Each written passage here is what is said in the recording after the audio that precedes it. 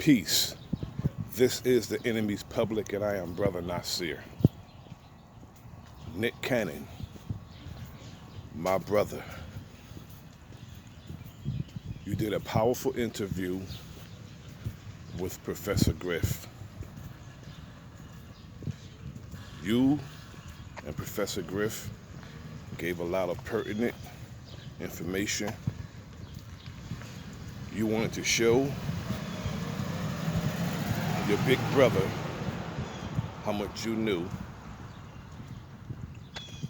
and what you knew was pertinent. You told the truth.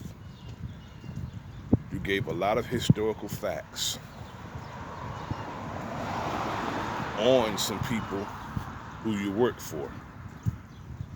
So now they're dragging you. There's some things that you're doing now that you need to reconsider. You was better off with your first apology and leaving it at that, because you are a brother who does research, I can tell, but you were remiss on your duties when it came to researching certain people. When these people put their foot on your neck or on your head, they don't take it off. They leave it there forever. So all of your capitulating is to a naught. When you walk away from this situation, you should walk away as a man and be seen by your people and your peers as a man. Now, you brought the Rabbi on your show and you sat at the table with him. Nothing wrong with that. Absolutely nothing.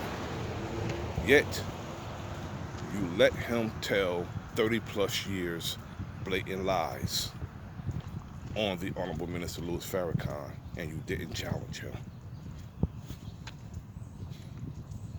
Yet, certain people don't want to be known as those who run Hollywood, yet they'll show us time and time again that they do. And as far as your second apology, you need to retract it, because first, we know you didn't write it based on how you speak and the language you use. We know you didn't write it. So go and tell the people that you didn't write it. Not only that, the suggestive language that they used is dangerous, because with the enjoy Earth statement, we had people out here worrying about you. And that's the language they use when they're planning to do harm to you. So you need to go back and tell them that that's not your statement, because they always make it seem like a person is suicidal or a person is losing their damn mind. Again, they always make it seem like a person is suicidal or they're losing their damn mind when they are planning to do harm to them. all of a sudden you'll see on the news that our brother committed suicide when we know that's far from the truth, like they do other people. So, brother, you need to consider that. Again, when you tell the truth, stand on the truth. You should never compromise your integrity. The second apology, you said that you did harm to an entire community, which is most case scenario when it comes to our community. You did no harm to anyone. You spoke the truth, and you didn't do it with malicious intent. It was just a regular conversation between you and another brother. The other brother is the problem. That's the problem. And the other brother that you spoke about, Professor Griff, has been on the front line for well over 30 years defending us and speaking truth to power. And if you want to be a part of that company, this is the price to pay. What you should have done was drawn out the answers through your questions of your sentiment. You didn't have to say it. You could have drawn the questions out of Professor Griff. No, you felt compelled to say all of these things about people you work for, and now you're on your knees begging. That is shameful, brother. You should have drawn the questions out of Professor Griff and let him say these things. Because when you say something, as a man, you are supposed to stand on it. Once the arrow leaves the bow, you can't call it back, brother. You're trying to call the arrow back. Too late. And these people are non-forgiving. They do not forgive. They ask for forgiveness on a daily basis, but they don't forgive, brother. They damn sure don't forget.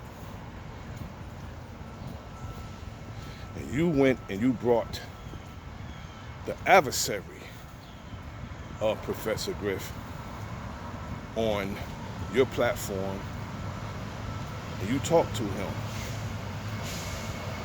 I don't see anything wrong with it, because that adds balance. But when someone says something that is incorrect, and especially if you are a witness, you're supposed to correct them. You don't let them spew hate, or you don't let them spew lies without correcting them.